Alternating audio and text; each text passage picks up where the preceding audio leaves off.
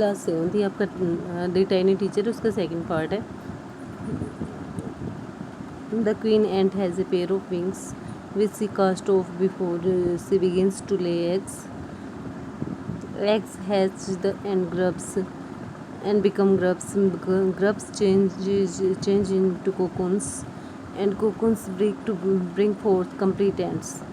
The life of an ordinary ant in the anthill is a book which many of us seldom open. ये हम इसके अंदर पढ़ेंगे। The queen is the member of the entire population of the colony. Queen होती है mother है, member नहीं है। मदर होती है पूरी कॉलोनी की, जो पॉपुलेशन होती है उसकी मदर होती है वो। It lives for about 15 years, 15 साल तक जीवित रहती है। It has a pair of wings, उसके एक जोड़े पंख होते हैं। But bites them off after its wedding flight, लेकिन वो गिर जाते हैं जब वो अपनी शादी वाली रात क्या करती है, डांस उड़ती है तब। This flight takes place on a hot summer day, ये किसी गर्म दिन होती है, ये फ्लाइट होती है, उसकी उड़ान होती है।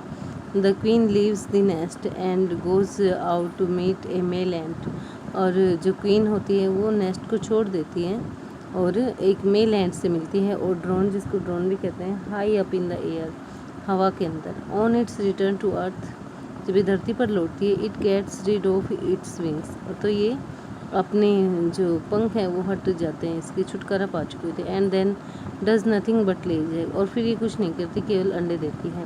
Eggs hatch and grubs come out, eggs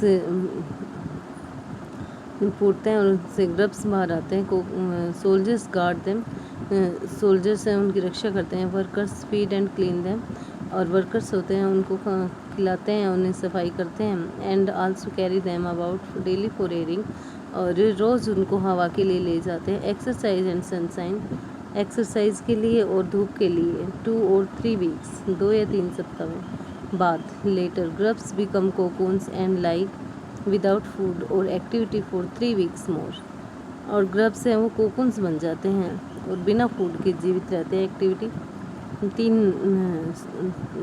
3 सप्ताह तक की इनकी। Then the cocoons break and perfect ants appear, और तब कोकून्स टूट जाते हैं और एक परफेक्ट चींटी बाहर आती है। Now it's time for teaching and training, अब उनका समय किसका होता है, टीचिंग का और ट्रेनिंग का। New ants learn their duties from old ants, नई एंड्स होती है वो अपनी ड्यूटीज़ सीखती है पुरानी चींटियों से। एज वर्कर्स सोल्जर्स, वर्कर्स काम करने वाले, सोल्जर्स सैनिक होते हैं। बिल्डर्स इनकी जो बनाते हैं, क्लीनर्स सफाई करने वाले होते हैं।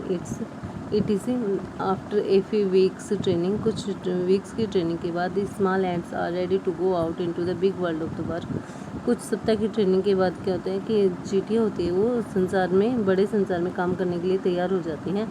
An anthill is home not only for ants, एक एंथिल होती है वो केवल चींटियों का घर नहीं होता, but also for some other creatures, ये कुछ अदर क्रिएचर्स भी होते हैं, जैसे beetles, lesser breeds of ants and the green fly, इनकी green fly, beetles. Why do ants want these alien creatures to live in their nest, कहता है कि ये इन पराई जानवरों को, प्राणियों को क्यों रखती है अपने घोंसलों में, इनकी बामियों में। फॉर सेवरल रीजन्स, कुछ रीजन्स हैं।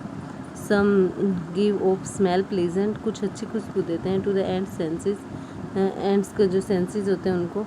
अदर्स गिव स्वीट जूसेस, कुछ मीठे जूसेस देते हैं उनको। And some are just pets और play things like cats and dogs to human beings, और कुछ को पालतू के तौर पर रखती है, जैसे कुत्ते बिल्लियाँ आदमी पालते हैं ऐसे। The green fly is the ants cow, जो ग्रीन फ्लाई होती है वो चींटियों की गाय होती है। The ants train it to the give honey dew like milk, और चींटियाँ उसको ट्रेन कर देती हैं हनी ड्यू देने के लिए, मिल्क की तरह। With the touch of their antenna, जो अपने एंटीना से टच करती है तो वो they milk it just as we milk the cow, वो ऐसे ही दूध निकालती है इसका जैसे हम अपनी गाय का निकालते हैं। Have humans learned as much as ants have, क्या आदमी कभी इतना सीख पाएगा जितना चींटियाँ सीख लेती है। पर हैव्स दे हैव, शायद वो, but they haven't put their learning to good use, परंतु वो अपनी जो लर्निंग है उसको अच्छे यूज़ के लिए नहीं रख सकता है। They may still learn a few things from this tiny teacher.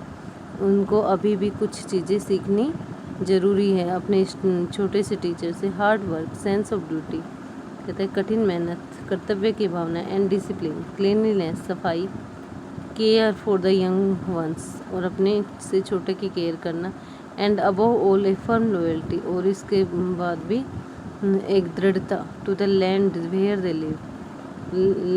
इनकी लॉयल्टी मतलब स्वामी भक्ति है इनकी, एक